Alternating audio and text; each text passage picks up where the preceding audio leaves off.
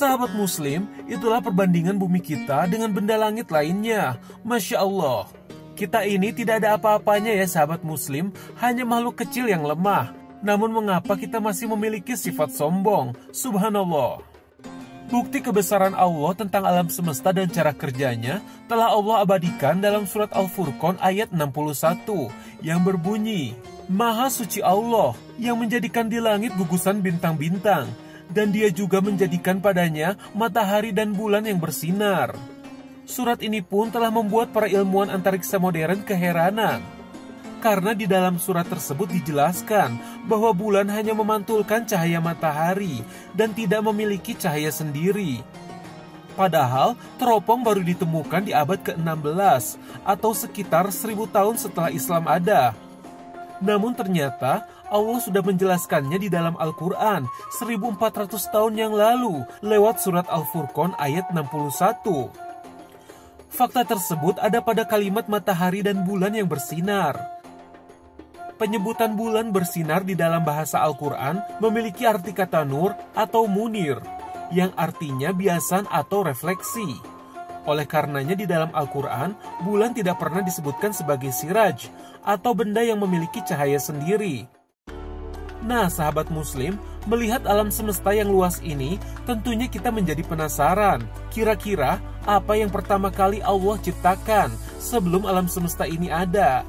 Mengenai hal tersebut, setidaknya ada 4 pendapat yang menjelaskan hal-hal apa saja yang Allah ciptakan pertama kali.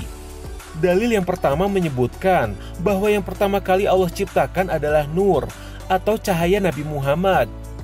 Dalam kitab Sirrul Asror, karya Syekh Abdul Qadir Jailani dijelaskan yang pertama kali diciptakan Allah sebelum segala sesuatu adalah Nur Muhammad. Pendapat yang kedua merupakan pendapat mayoritas ulama Ahlussunnah wal Jamaah yang percaya bahwa yang Allah ciptakan pertama kali adalah pena takdir atau kalam.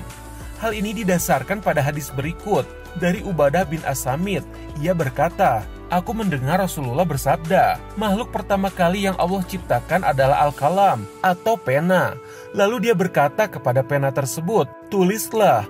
Pena berkata, apa yang aku harus tulis? Allah berkata, tulislah apa yang akan terjadi dan apa yang telah terjadi hingga hari kiamat. Pendapat yang ketiga berdasarkan pendapat Ibnu Taimiyah dan juga Ibnul Qayyim yang menyebutkan bahwa makhluk pertama kali yang Allah ciptakan adalah arsy, di mana Allah tinggal di atasnya. Lalu pendapat yang terakhir adalah air. Mengapa air? Hal ini berdasarkan dalil berikut. Allah dahulu, tidak ada sesuatu pun selainnya. Arsinya di atas air. Lalu Allah menulis takdir segala sesuatu di azikri atau lembaran catatan takdir. Kemudian Allah menciptakan langit dan bumi. Ulama memang berbeda pendapat tentang awal mula makhluk yang diciptakan, tapi setidaknya berkisar antara air, arsy, dan pena. Terlepas dari dalil penciptaan, tentu saja Allah menciptakan semua hal itu dengan manfaat dan maksud. Tak ada yang Allah ciptakan secara sia-sia tanpa makna. Maka timbullah pertanyaan, di alam semesta yang luas ini, apakah Allah hanya menciptakannya untuk manusia dan jin saja? Jika ya, mengapa manusia diberikan keterbatasan untuk menjangkaunya? Dan jika tidak, apakah ada hamba lain yang Allah ciptakan? Ternyata hal tersebut pun sudah ada jawabannya di dalam Al-Quran. Untuk lebih jelasnya, mari kita simak pemaparan Kiai Haji Ali Nurdin. Bismillahirrahmanirrahim. Assalamualaikum warahmatullahi wabarakatuh. Alhamdulillah, assalatu wassalamu ala rasulillah wa ala alihi wa sahbihi wa mawalah, amma ba'd. Tema kita kali ini agak spesifik ya, berkaitan dengan sains, berkaitan dengan perkembangan dunia modern, di mana seputar masalah aliens, atau juga bahkan UFO. Nah, bagaimana perspektif Islam dalam memandang fenomena seperti itu, baik aliens maupun fenomena UFO itu? Al-Quran menegaskan di surah 16, surah nomor 16 itu surah An-Nahl ya, ayat yang ke-8. Apa firman Allah? Wa yakhluqu ma la ta'lamun. Dia yang menciptakan makhluknya di antara yang kamu tidak tahu. Maka dari sini, meskipun kita tidak temukan ayat secara khusus tentang aliens dan tentang objek yang lain, tapi Al-Quran mengisyaratkan memang Allah Subhanahu wa Ta'ala, Sang Maha Pencipta itu menciptakan jenis makhluk yang kita tidak diberitahu oleh Allah. Maka menolaknya bukan sikap bijaksana, karena ada isyarat di Al-Quran.